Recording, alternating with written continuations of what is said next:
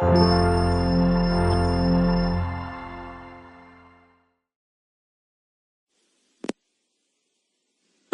listening.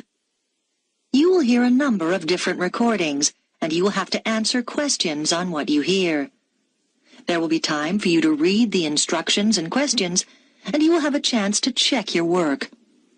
All the recordings will be played once only. The test is in 4 sections. Write all your answers in the listening question booklet. At the end of the test, you will be given 10 minutes to transfer your answers to an answer sheet. Now turn to Section 1 on page 2 of your question booklet.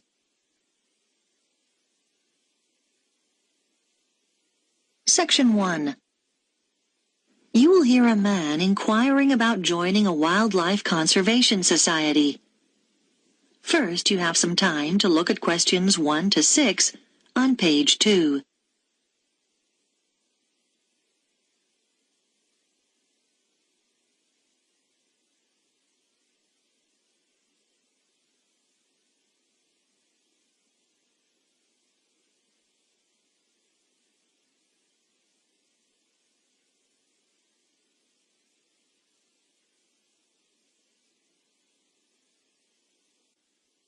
Listen carefully and answer questions 1 to 6. Wildlife Conservation Society. Good afternoon. Can I help you? Oh, hello. Yes, I'd like to join, please. Oh, yes, certainly. I'll just get some details from you. Could I have your name? Michael Jones. Right. And can I ask where you heard about us? Was it in an advert, or did a friend tell you, or... Neither, actually. It was a radio program. Then I just got your number from the phone book. Oh, right. Now I need some membership details. It's Michael Jones, and the address? 21 Beale Street. Okay. Leeds. Fine. And do you know your postcode? Yes, it's LS14 2JW. Okay. And do you have a daytime telephone number we can contact you on? Yes, you can call me at work. The number's 011-73-586-42. And I can give you my office email address if you like. That'd probably be useful. Yes, please. It's mj@hennings.co.uk. Is that HENNINGS? That's right. Thank you. Now, I just need to ask you some questions about exactly what you want. First of all, how long do you want the membership for? We do 2, 3, and 5-year memberships, and we also do one for life. I think I'll just get the minimum length this time round. Fine. And then the type of membership. We do single, joint, or family, which covers up to 4 children. Well, we haven't got any children, but I think I'll get the joint one because my wife will probably want to do the activities with me. Yes, fine. Let me see. That'll be £49 altogether then, please. Before you hear the rest of the conversation, you have some time to look at questions 7 to 10 on page 2.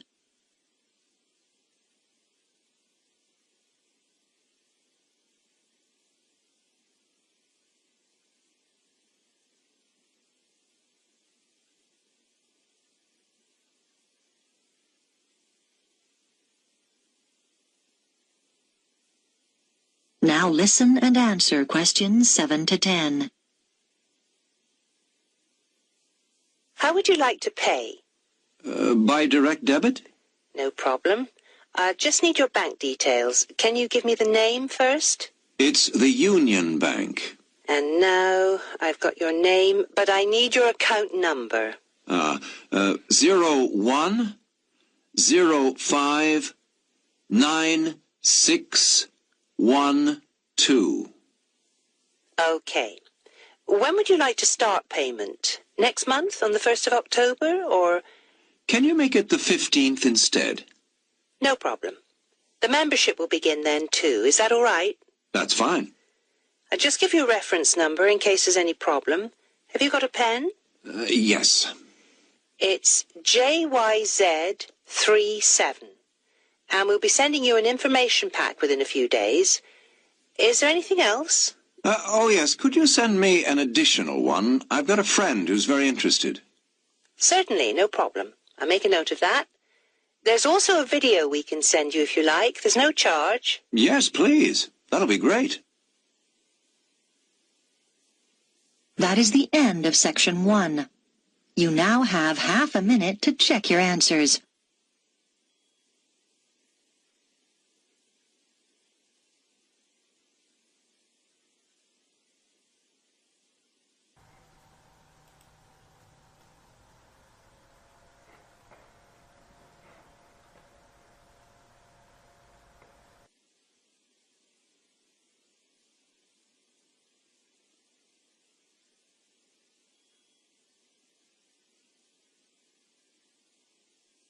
Now turn to Section 2 on page 3. Section 2. You will hear a woman talking on a radio program about a festival that is about to take place. First, you have some time to look at questions 11 to 18 on page 3.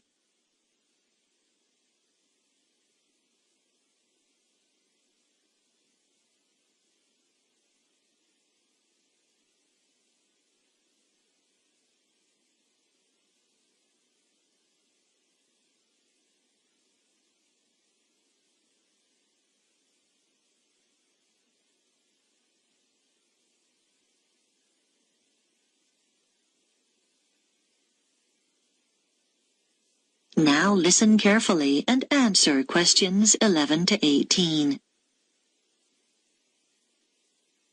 I have in the studio with me Mary Smith from Yorktown Tourism, who is here to tell us about some of the events happening in our state capital over the next 3 weeks at the Spring Festival. So, Mary, what can we expect to see? Well, it's such an exciting time to be in Yorktown. To kick off the Spring Festival, there'll be a huge firework display down by the lake, starting at 9 p.m. this Saturday, the 4th of September. Over 10,000 fireworks will be set off, all choreographed to music and broadcast simultaneously here on Radio Yorkie. You should get there early if you want to get close to the action. So, bring along a picnic and a blanket, as it could get chilly in the evening. One of the things that attracts visitors to the festival from all over the country is the amazing collection of flowers on show in Central Park throughout the festival. Special buses will run from the town centre to the show at 20-minute intervals for those of you who prefer to take public transport. If you're interested in seeing the latest in cars, from the fastest to the most expensive, then head over to the motor show at the exhibition centre from the 10th to the 15th of September. It'll be open daily from 9 a.m. until 10 p.m. So you can even pop there after work. Do you like photography? Then go along to Grow Your Imagination, an exhibition of photographs of famous gardens, which will be held at the Art Gallery from the 11th to the 19th of September. Come and be inspired by some of the world's most beautiful gardens. I've had a sneak preview of some of the photographs, and they are magnificent. If music is more your scene, then you should come and hear the Australian Philharmonic Orchestra performing Swing in Spring at the Concert Hall on Friday the 17th and Saturday the 18th of September. It's a celebration of dance music from the 1940s and 50s. There'll be 3 performances. Both evenings start at 7 p.m. and a matinee performance at 2:30 on the Saturday. So, get your dancing shoes on and head there. It's guaranteed to get your feet tapping. Before you hear the rest of the program, you have some time to look at questions 19 and 20 on page 4.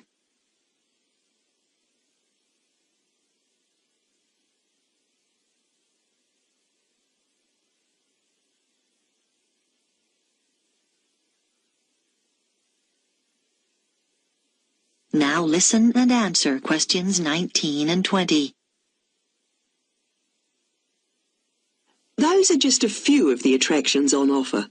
But for something a little different, you could try Balloons Down Under, which is the largest gathering of hot air balloons in the Southern Hemisphere. It's well worth it, because there'll be over 25 balloons of all shapes and sizes, which is a truly amazing sight. I'm also happy to announce that one lucky person will get the chance to go up in one of these balloons absolutely free. That's the prize in our special Spring Festival competition. It'd normally cost you $200, so it's not a bad prize, eh? I'm sure you all want a chance to win, so you'll need to fill out the entry form in today's edition of the Yorktown News. Don't forget to include your phone number. And send it to Radio Yorkie. Make sure your entry reaches us by 5 p.m. on Thursday the 9th of September. Then, to see if you've won, just check out the festival's website on Saturday the 11th of September, where we'll publish the name of the lucky winner.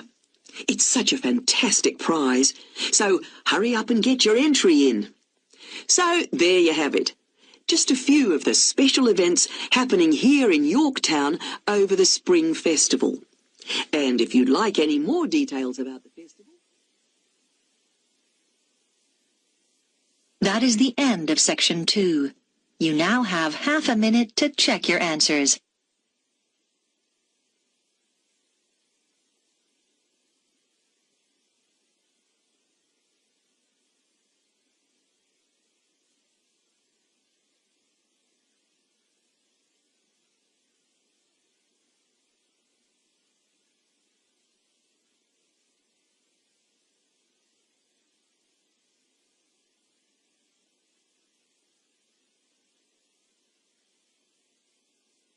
Now turn to Section 3 on page 5.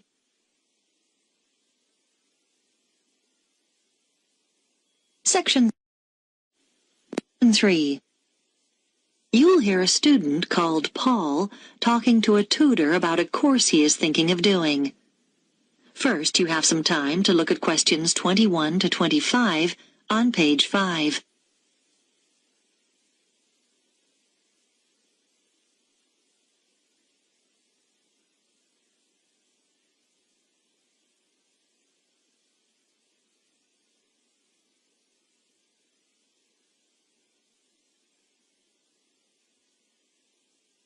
Now listen carefully and answer questions 21 to 25.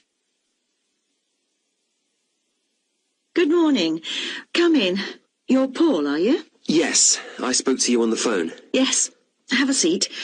You wanted to talk to me about the archaeology course? Yes, I've read the handbook, but I'd like to find out a few more details before I decide whether to do it. Right, yes. What would you like to know? Well, first of all, can I combine the archaeology course with one in anthropology? Yes, you can combine it with any other subject apart from classical history. That's simply because there's some overlap in the lecture times for those two courses. We weren't able to coordinate them. Okay, fine. And could you tell me about the modules? Well, in the first semester, there are 3. All of them are compulsory. We don't offer optional modules till next year. Right.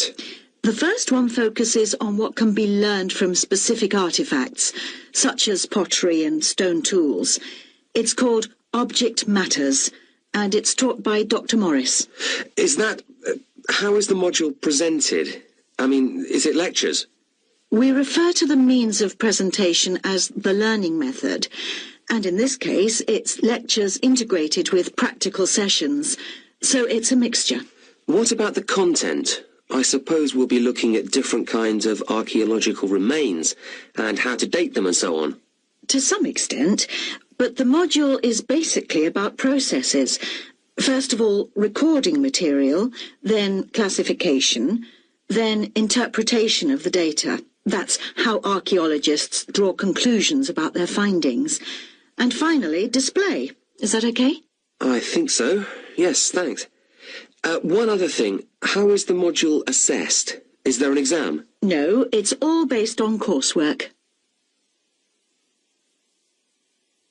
Before you hear the rest of the discussion, you have some time to look at questions 26 to 30 on page 6.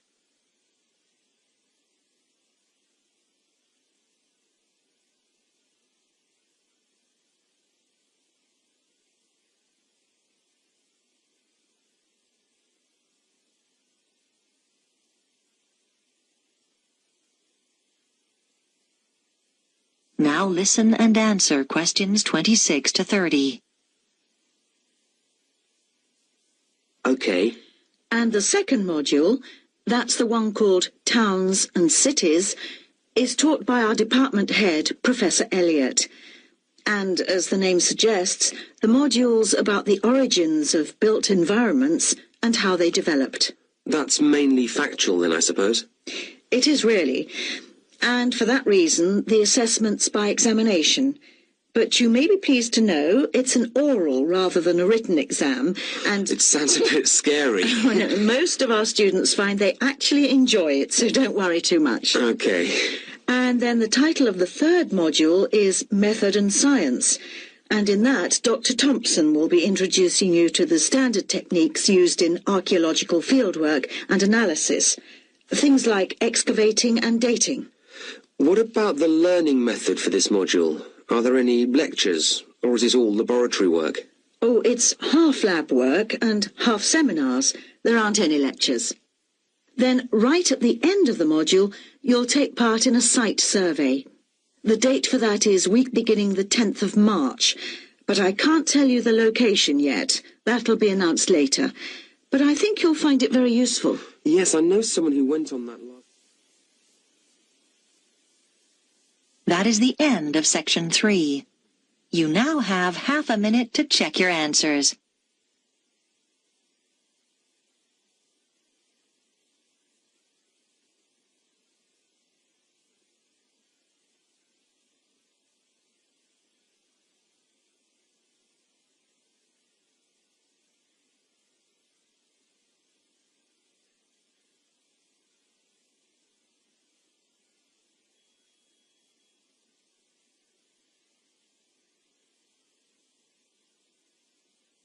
Now turn to section 4 on page 7.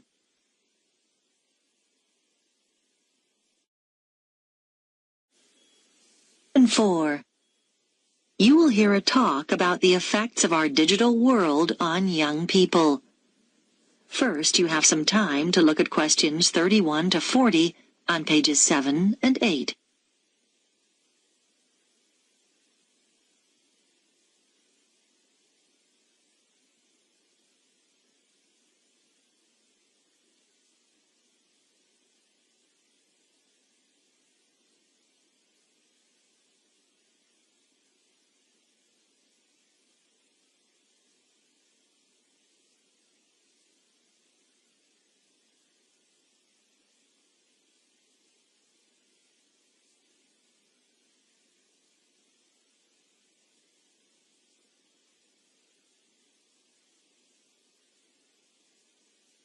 Now listen carefully and answer questions 31 to 40. In this lecture series, we're looking at changes occurring due to the rapid spread of digital technology in the last decades of the 20th century. By digital technology, I include any computer-related devices such as email, the internet, cell phones, instant messaging, to name but a few. Today's lecture focuses on the ideas of Mark Prensky and what he believes are the major effects that high exposure to digital technology has had on young people today. Firstly, what exactly does Prensky believe? He argues that because today's young people have been born into a digital world and spend hours simply playing with technology, they've changed in fundamental ways.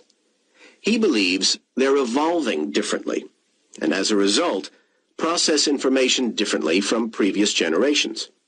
It's even possible that these young people's brains have physically changed, although whether this is literally true isn't yet known.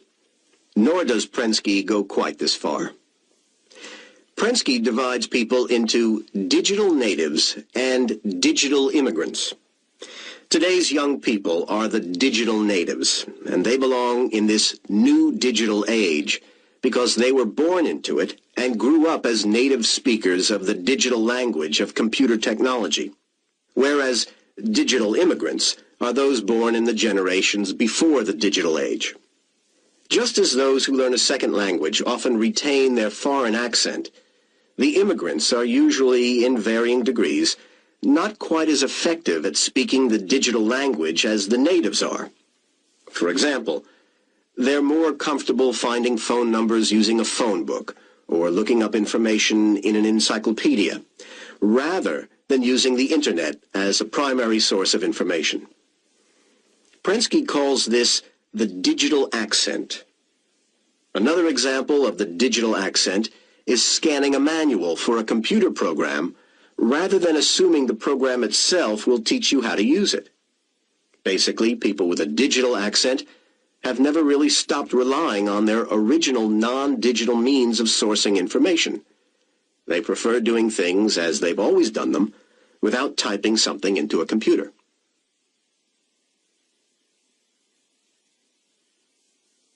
Prensky predicts that due to all this, changes are in store, mainly in the area of education. But what do other educators and theorists such as Thomas Allen, Samuel James, and Peter Vander believe? Samuel James, from Sydney University, agrees with Prensky's predictions. He believes that educators are no longer successful in the way they teach. However, not surprisingly, Prensky has been criticized by more traditional theorists like Peter Vander and Thomas Allen. They disagree with many of Prensky's assertions. Vander argues that a typical classroom is more varied than Prensky believes, with students coming from a range of backgrounds. He maintains that a large percentage of these students are not necessarily proficient with technology, and not all students today fit the one stereotype. And Allen adds that even though most students today have easy access to technology, some just don't find the digital medium appealing. James disagrees, though. He believes that all today's students do share the same basic interest in and knowledge of digital technology. However, James believes our younger students can communicate with their digital immigrant teachers and can still learn using methods which have proven to be successful in the past. James's theories are taken a step further by Allen, who recognizes that both digital immigrants and natives have to deal with vast amounts of information in today's electronic society. Allen maintains that while most young students are proficient in playing computer games and using the web in quite basic ways, they're not used to using the computer at advanced levels. For example, to conduct complex information searches, which are so necessary for university study today. Irrespective of Allen's research, James believes it's possible for computer games to play a major role in making classroom learning more stimulating, and he cites many instances where this would be possible today. However, Vander asserts that rather than focusing on developing games, we should think of better ways to assist teachers, because no computer program comes close to doing what a human teacher does every day. That is the end of Section 4. You now have half a minute to check your answers.